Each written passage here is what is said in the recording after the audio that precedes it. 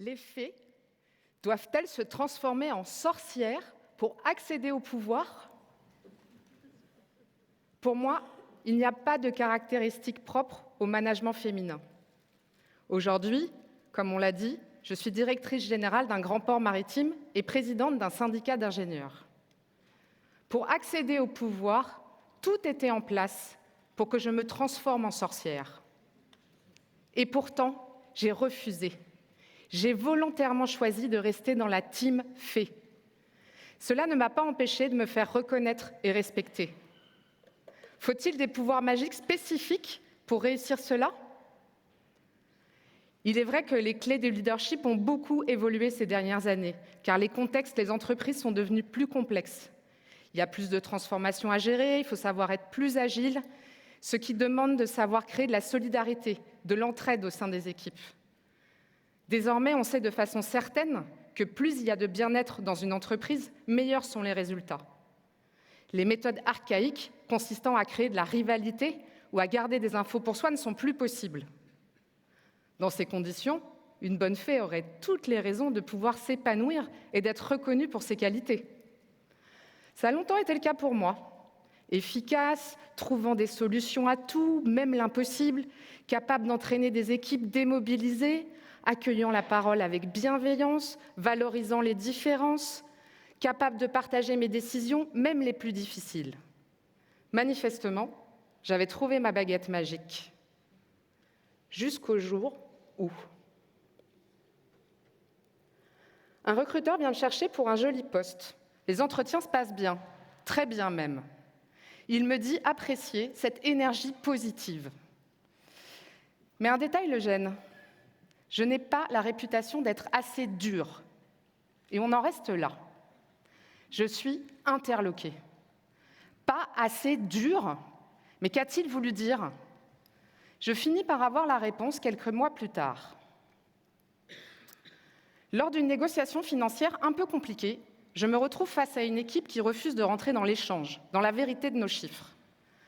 On discute de 50% de surcoût d'un projet public, des centaines de millions d'euros, pas une mince affaire.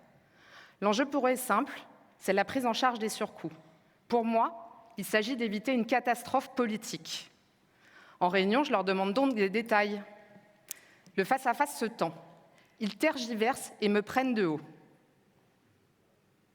Pas d'énervement.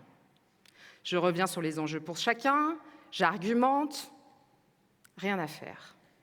Je leur demande, 1 fois, 2 fois, 3 fois, pas de réponse.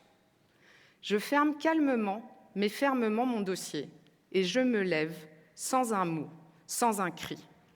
C'est la panique dans l'équipe d'en face. Bingo! Dans les jours qui suivent, le recruteur me rappelle. Ça y est, vous avez compris. Votre réputation est en train de changer. Ça veut dire quoi ? Je me suis transformée en sorcière ? Je suis enfin digne d'accéder à un haut poste ? Il faudrait que je consente à faire des scalps, et publics bien sûr, pour être respectée. Cela voudrait dire que pour monter dans la hiérarchie, il faudrait que j'adopte un comportement dit masculin. Mais que de préjugés sont encore à combattre ? Il n'est pas nécessaire d'être un homme pour faire preuve de force de caractère, partager une vision, inspirer la confiance, savoir gérer ses émotions. Il n'est pas nécessaire de cogner, de caricaturer ce qu'on se pense être les standards du management au masculin. Bref, de passer de la team fée à la team sorcière. J'ai beaucoup réfléchi à cet épisode. Cela a profondément heurté mes principes et mes valeurs. Manifestement, certains ne comprennent pas que derrière le sourire, il y a une volonté sans faille. Oui, on peut à la fois être bienveillante et ferme.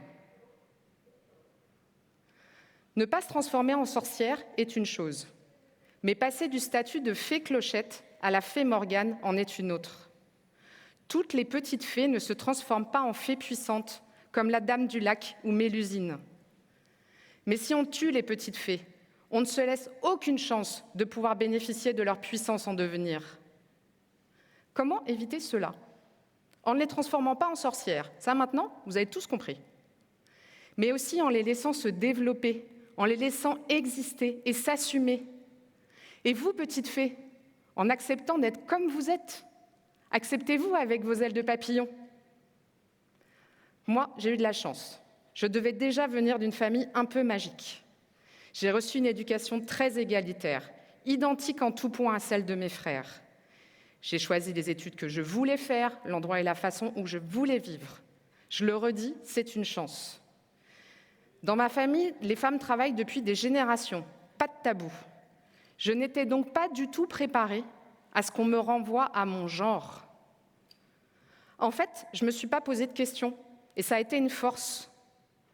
J'adore le terrain. J'ai pas peur de monter aux grues, d'aller en bateau, de ramper dans les catacombes. Je suis ni claustrophobe, ni sujette au vertige.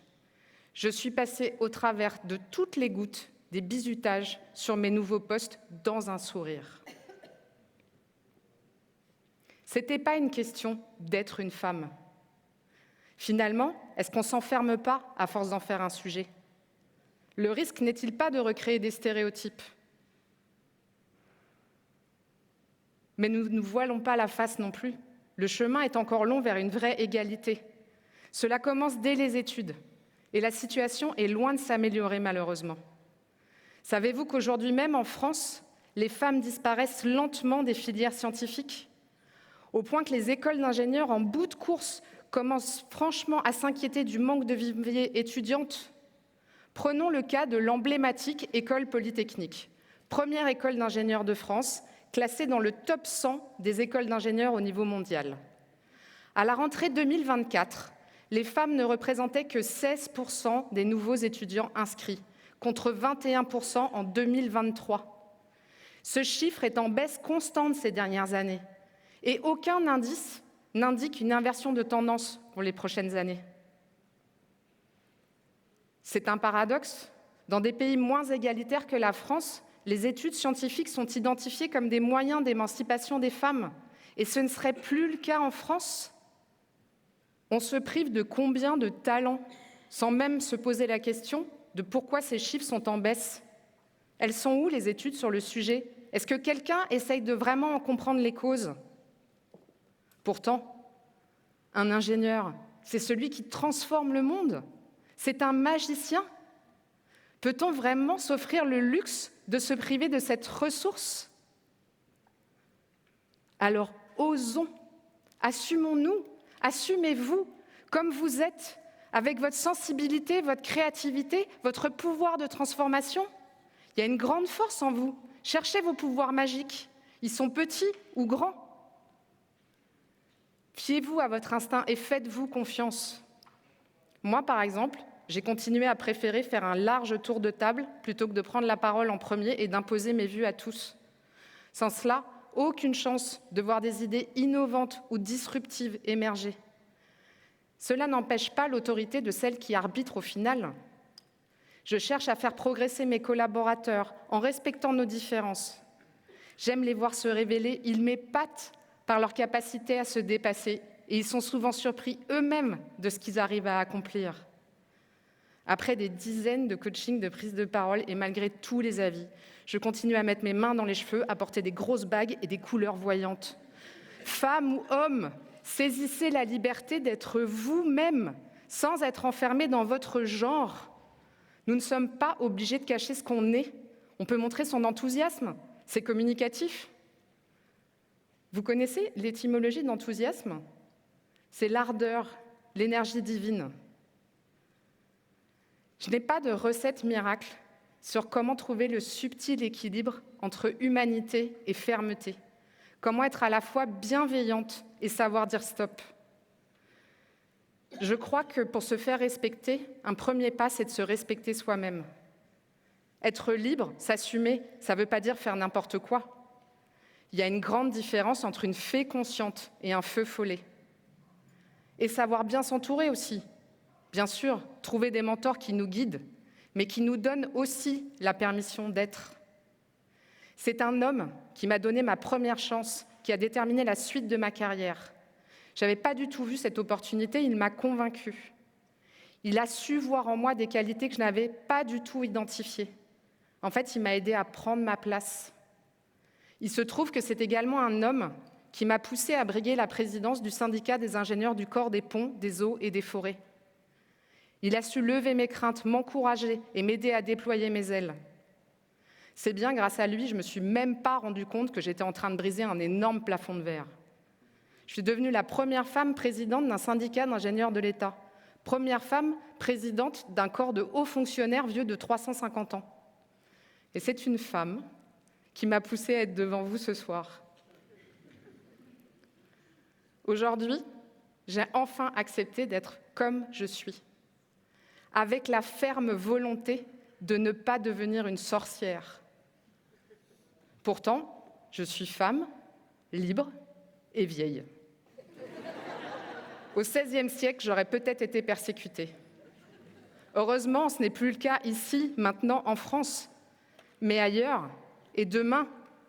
Pour moi, c'est vital de témoigner par et pour l'exemple, pour changer les choses, pour inspirer. Mais c'est d'autant plus indispensable que cette liberté d'être soi-même me semble fragile et peut à tout moment être remise en cause. Et vous ? Êtes-vous prêt à vous assumer comme vous êtes, à en faire des atouts ? Êtes-vous prêt à laisser éclore la petite flamme qui luit en vous ? Et surtout, en avez-vous envie ? Et vous, manager, êtes-vous prêt à aider vos collaborateurs à oser, à les faire grandir ? Quand vous travaillez comme moi dans le secteur public, vous n'avez pas vraiment le choix de vos équipes. Vous apprenez à faire avec et vous devez embarquer une large palette de profils. Mais aucune chance d'avancer si vous ne leur tendez pas la main, si vous ne les poussez pas, si vous ne les rassurez pas. Et vous ? Et vous, c'est quoi votre vision de manager demain ? Êtes-vous prêt à remettre en cause un modèle qui repose sur des habitudes bien ancrées ? Contrôle, compétition, effacement des émotions. Réfléchissez à la façon dont vous sélectionnez vos collaborateurs. Comment vous faites les promotions ? Sur quels critères ? N'êtes-vous pas en train de reproduire des stéréotypes ? Est-ce que vous laissez de la place à la différence, à l'inattendu, à l'innovation humaine ? Est-ce que vous osez aller chercher des profils différents, des gens qui ont quelque chose d'extraordinaire, de peu commun en eux ? Osez-vous miser sur la bienveillance ? Managers, manageuses, faites confiance à vos petites fées, à vos elfes.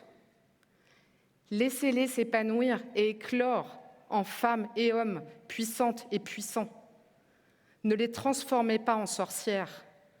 Ils feront des choses extraordinaires et seront des atouts pour vous et vos entreprises. Vous ne le regretterez pas. Prenez soin de vos fées.